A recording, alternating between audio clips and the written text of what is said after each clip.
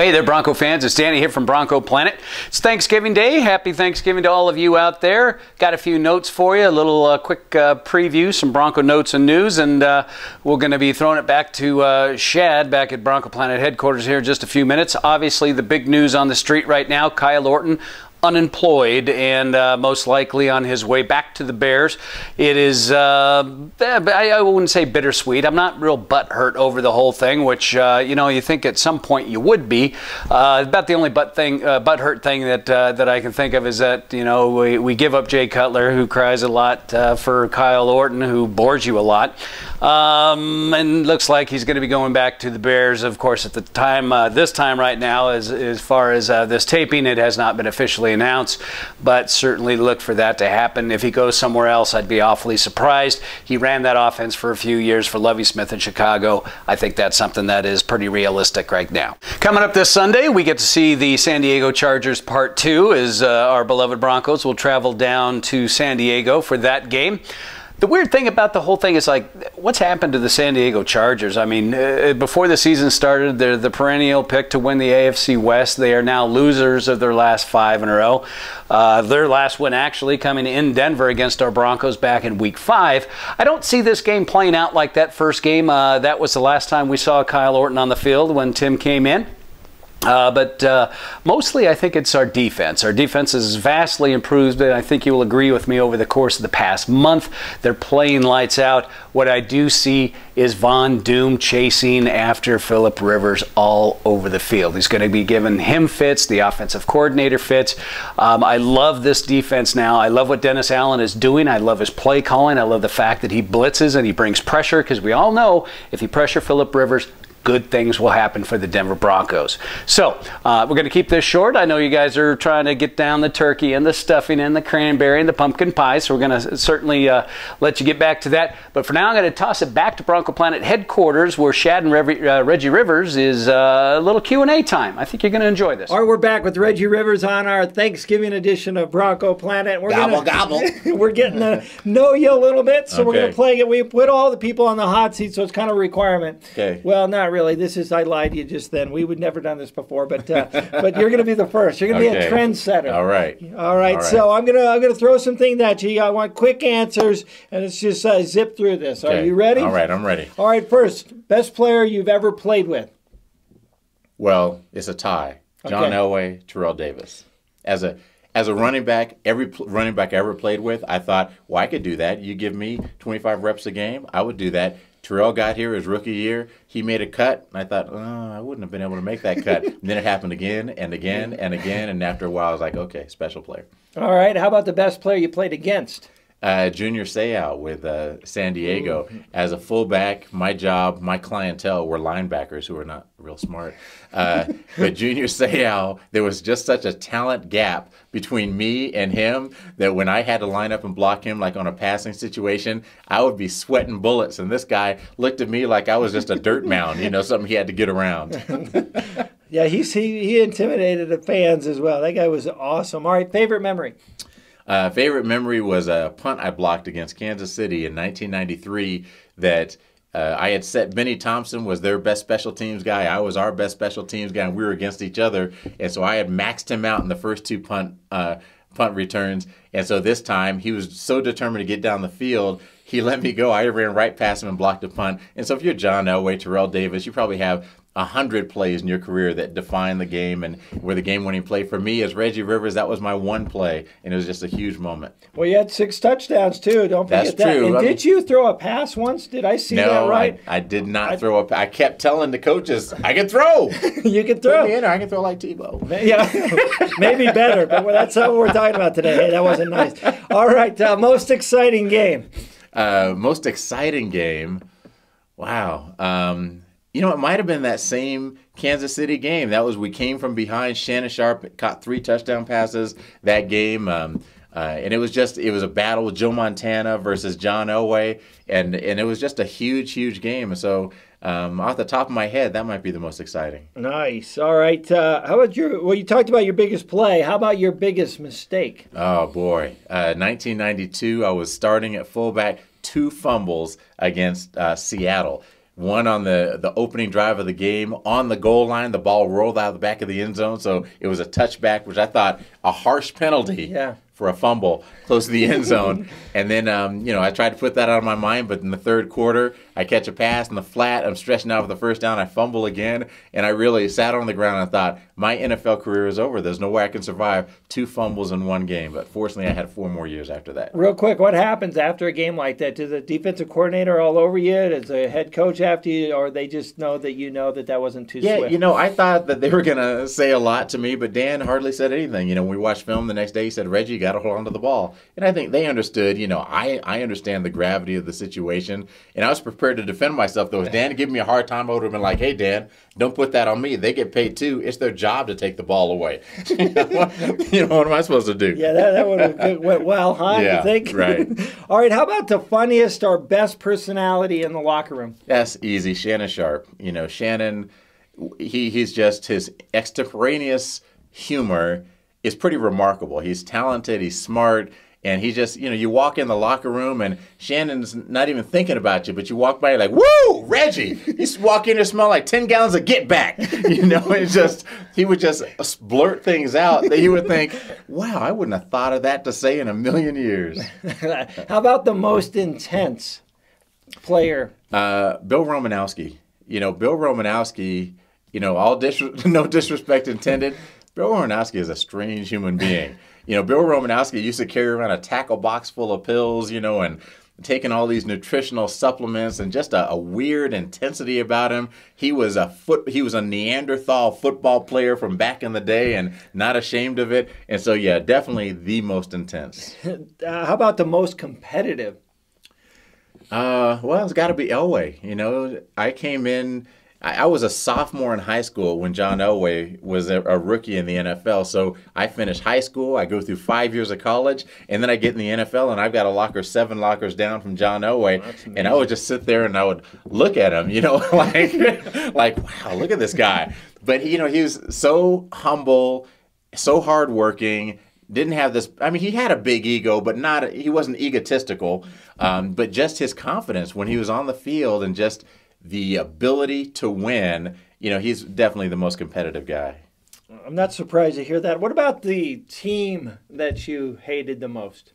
Well, that's easy too. The Raiders, you move here. I came here from San Antonio, so I didn't know anything about the Broncos or the Raiders. But you only have to be here 3 days before people, hey, we hate the Raiders, don't you? Oh, we do? Yeah, we do. We do. And then you only have to go out and play the Raiders a few times before it starts to be genuine. The Raiders fans will make you hate the Raiders. The Raiders fans are mostly all on a weekend furlough from prison to go to the games. Things happen in, whether it's L.A. when we were playing or in Oakland, that just don't happen anywhere else. Things being thrown out of the stands, an entire segment. You go to Kansas City, everyone's doing the tomahawk chop. You go in Oakland, an entire section from 5-year-old kids to grandmothers will be flipping you the bird. That's amazing. That's actually twice we heard that. Spencer Larson was on here and saying the 3-year-old, the bus is going in, there's 3-year-olds with their parents, everybody flipping the bird. Right. It's amazing. It's crazy. Well, you're bringing back some great memories with some of the names that you mentioned there. So we're going to play a quick little word association. We'll let you get on your way so you get with your family for Thanksgiving. But, all right, real quick, Elway.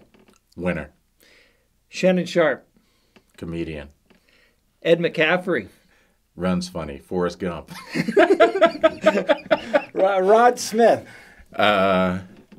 Foots. He had big feet, and so his nickname was Foots. But the most accomplished wide receiver who wasn't fast, who wasn't strong, who wasn't anything, just somehow was a winner. He was a winner. Steve Atwater. Gave me the hardest hit of my career during training camp my rookie year. Yeah. Just came up and blew you up, huh? I came through the line in a scrimmage, a full scrimmage, and I'm breaking through and came past the linebackers and thinking, yeah, baby. And out of nowhere, bam! I had to go sit on the sideline. My jaw was sore, and that was my hardest hit of my career. And I thought that was the beginning of my career. I thought, oh my God, I'm not going to survive this. But I didn't know that was the worst of it. It was all easier compared to that. Did you say anything to him later that day? Like, boy, you really killed me. I wasn't going to go speak to him. Would you go speak to someone who did that to you? Well, out of respect, I might have gone back and just said, man, I don't know. I played double-A ball. What do I know? That's might even been 8-man football. What if I went and talked to him and he did it again? What if he's that kind of guy? All right, how about Dennis Smith? Speaking of hard hitters. Dennis Smith was the hardest hitter I'd ever seen who could hit you and not leave his feet. I mean, Dennis Smith would come up, and he looks like he's totally vertical, and then bam, he hits you, and you're on the ground, and he's standing over you, still totally vertical. I'm like, how in the world does he do that? All right, let's talk a little bit about coaches. Dan Reeves. Yes, I had Dan Reeves for 2 years, Wade Phillips for 2 years, Mike Shanahan for 2 years. If I could have gotten another coach, I could have gotten 2 more years out of the NFL. Nice. All right, so give me a little on all of those guys. Dan Reeves, I thought, great coach. I loved him. I was an undrafted free agent, and so he gave me a shot in training camp. I think there were a lot of camps where I wouldn't have made the team because I wouldn't have gotten any reps, but he gave everybody equal reps for the first week or so of camp, and I got a chance to prove myself. And so I am forever indebted to Dan Reeves for giving me a shot in the NFL. And then Wade Phillips, I thought when Wade was the head coach here, he wasn't ready to be a head coach. He was a great coordinator, and I think it was a big step up, and he wasn't quite ready for it. I thought he became a better head coach as he went along. Some people will debate that, but I thought that he became a better head coach. But I liked him as a human being. And then Mike Shanahan, I thought, was the best coach I had ever played for at any level. Just his understanding of the game and his teaching ability. I learned more about football and the strategy of offense and what defenses do during the 2 years that I was coached by him than I did in the previous 19 years of playing organized ball. Wow. And now he's got a great steakhouse. We miss Shanahan around here. I mean, he was a great guy. I got to ask this, though. Why did he ignore the defense? So you're in the NFL that long. I just could never figure out why he wouldn't take some time after all that time and become better at the defensive side of the ball. Yeah, I think that's a good observation, and that's the reason he got fired. He couldn't control the defense. He couldn't build a defense. And I think that Mike Shanahan was just not a good evaluator of defensive talent. I think it was masked for a long time because his offenses were so good. You had an offense with John Elway, Shannon Sharpe, Terrell Davis, Ed McCaffrey, and Rod Smith. That's a lot of weapons. You got Howard Griffith blocking. You've got Gary Zimmerman. Great team. And so you have this incredible offense, and he's such an offensive-minded guru that it overcame the defensive limitations. But I think later on we started to discover that he was really good at drafting linebackers. Like, they're kind of like running backs, and you could evaluate that talent well. But defensive linemen didn't really have a talent for it. Defensive backs didn't have a talent for it. Defensive coordinators didn't have a talent for it. And so they kept shuffling through coordinators, shuffling through styles. And I think it's not his strength. And so he needed to do a good job of hiring a coordinator and then let the coordinator take over the defense. All right, last question, not to deal with any of these folks, but more towards you. When you go to the stadium now as somebody that's been in there, you've walked out of that tunnel, how is it different? Is it weird going as just a fan, and do you miss it, and is it hard for you? Well, what's it like for an ex-NFL player to go attend a game? It's really nice to go attend a game, actually, to walk into the stadium and be around all of the Broncos fans. And, some of them recognize you, like, hey, Reggie. And, some people think that fame is a burden. Why are these people talking to me? Why don't they leave me alone? To me, it's like being Norm on Cheers, where you walk in and you're like, hey, Norm. It's just friendly, it's warm. And when you go to the stadium, you get to experience that warmth again. And that's really nice. The Broncos, as an organization, I think, are very kind to their former players. And so that's nice. You feel appreciated. You feel special, again, being in the stadium. And then you don't have to get hit. Yeah. And, I can't say I miss playing football, because when I watch those guys, I think, oh, my God, these are violent young men. These guys, don't they know that there's a life after this? So, I'm 43 now, and there's no way I could get hit again. And so I don't miss that part of the game, but it's just nice to be able to go to the game. It's a really nice experience. Well, we said it's a Thanksgiving show, so in closing, what's Reggie Rivers thankful for? Well, I'm thankful to be here with you on Bronco Planet. Nice. I am. Yeah, obviously, I'm thankful for my. we don't have a budget here. right. No, but do what you can. Do what you can. What you got? The Mecklenburg look, that's a sexy picture too. But obviously, I'm thankful for my wife and my son and my extended family. But I'm thankful. In the spirit of where we are, I'm thankful for Broncos fans. Before we came on the air taping this, I was telling you about when I came here.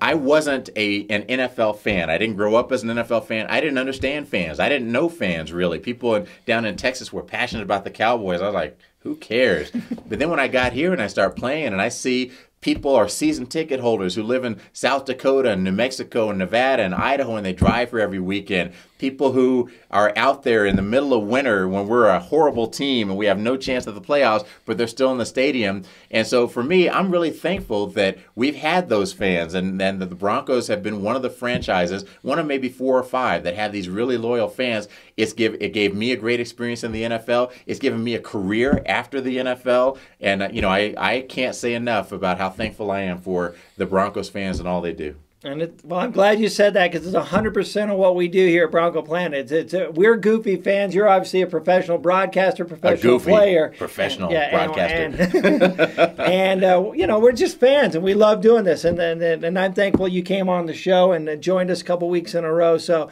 thanks a lot for you, Bronco fans. You keep looking. We got prizes coming your way. You know what we're going to do? We're going to go grab one of this Orange Crush shirt off the wall here. And Reggie, if you could sign that, we'll send that off to we'll send that up there. Reggie's left here. I'm leaving. Hang on there, people. This is the kind of stuff we do. I want you to see it in person. Well, there it is. We're going to grab this Orange Crush shirt, and we're going to give that out to a fan. All you got to do, here's what we'll do. You go on to our soapbox section of BroncoPlanet.com. You write something that you're thankful for that relates to Denver Bronco football, the city, the fans, the players, whatever. You go into a raffle. Winner gets this signed. You saw it happen right here. Reggie Rivers shirt. You got it. And thanks for tuning in. We'll catch you next week as we take on those Chargers. Gobble, gobble.